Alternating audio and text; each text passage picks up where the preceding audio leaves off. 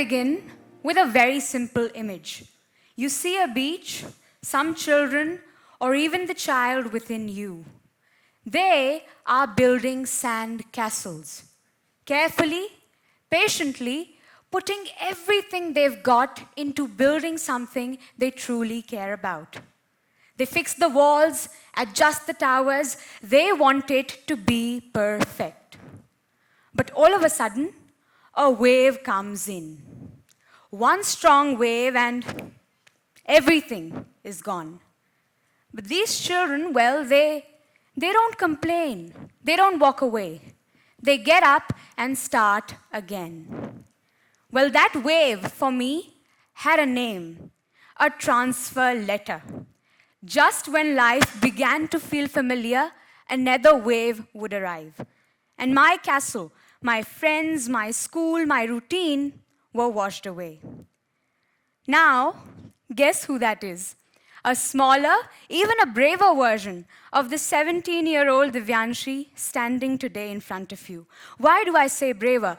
Because before she learned how to raise her hand in class, she learned how to pack suitcases. And trust me, she's now an expert at it. Because I studied till grade 4 in Bhopal and Raipur. Then pursued my studies till grade 8 in Chandigarh, returned to Bhopal for grade 9 and 10, moved to Ahmedabad for grade 11, and finally, I'm here in Pune for grade 12. New cities, new classrooms, new friends. But the same question followed me everywhere. How do I belong when everyone else already does? Now I want to pause here because this is not just my story. It is yours and your child's. We as young students, young people, will have to face waves in our lives. We will have to change cities, careers, streams, or even versions of ourselves. And when that happens, we won't carry our textbooks or report cards with us. All we will carry is either our ability or inability to adapt. Schools do a lot of things right.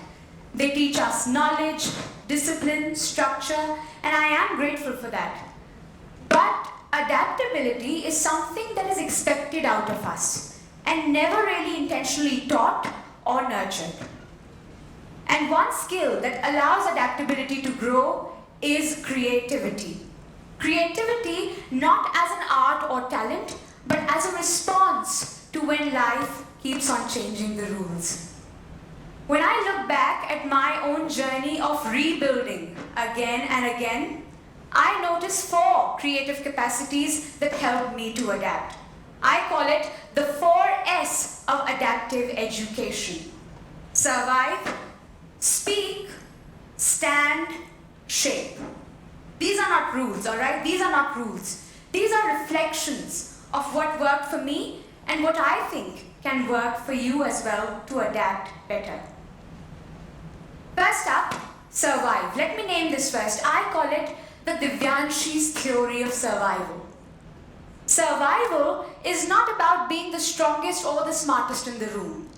It is about being creatively responsive. If I tell you I've moved to multiple cities and multiple schools, you might automatically assume that I'm confident and outgoing.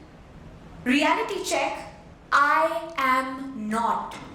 None of us is. Survival for me looked different in different places.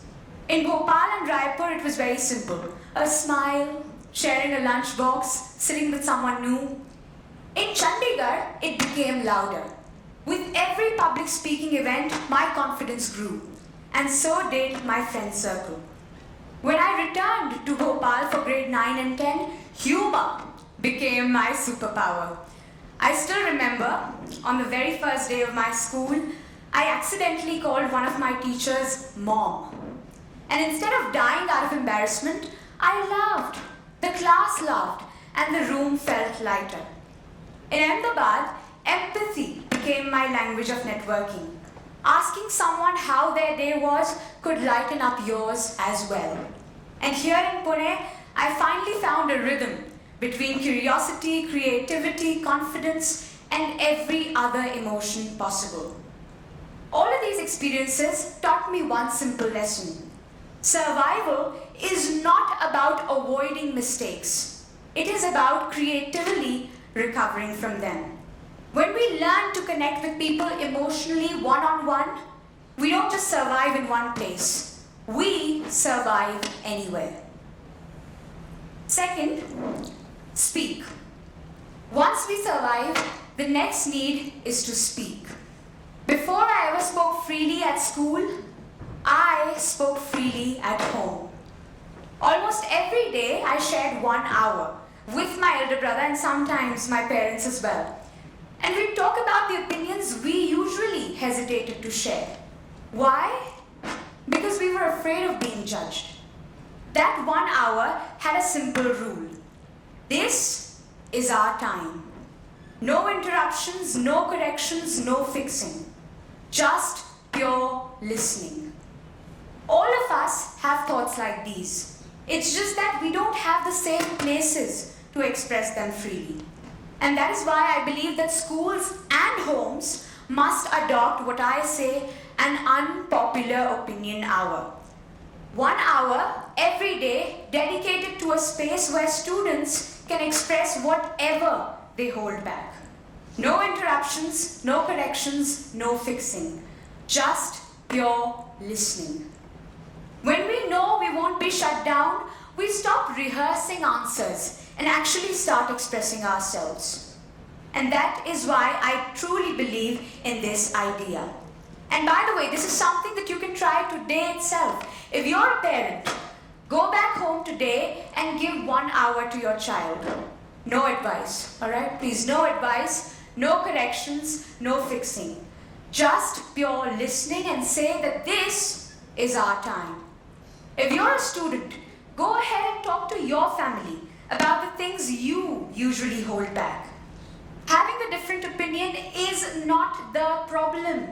It is rather the very proof that you're thinking, you're questioning, you are alive. And this is where the wings seem to develop. Third, stand.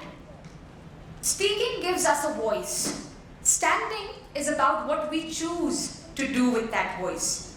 And that is where reality rehearsals come in. Not to save the day, but to help students show up better when the day gets hard. Reality rehearsals are creative spaces where we don't just talk about issues. We stand inside them. We stand against bullying. We stand up to peer pressure. We stand through academic stress.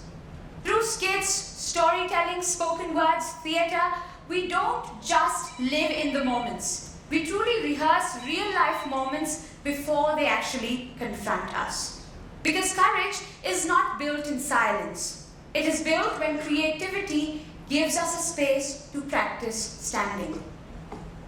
Lastly, shape. If we teenagers got 1 rupee every time someone asked us, "What do you want to be when you grow up?" I think all of us would be millionaires by now. Because this question follows us everywhere. Family dinners, relatives, random strangers, everyone keeps on asking the same question, what do you want to be when you grow up? But the better, very important, better and bigger question is, what problem do you want to solve when you grow up? And P2P helps us to answer that question better. Passion to problem. We begin with what excites us. Coding, music, design, psychology, sports, theater, history, whatever it is. And then we ask ourselves, how does my passion connect to a real-life problem? Music meets mental therapy. Technology meets accessibility. Storytelling meets social awareness.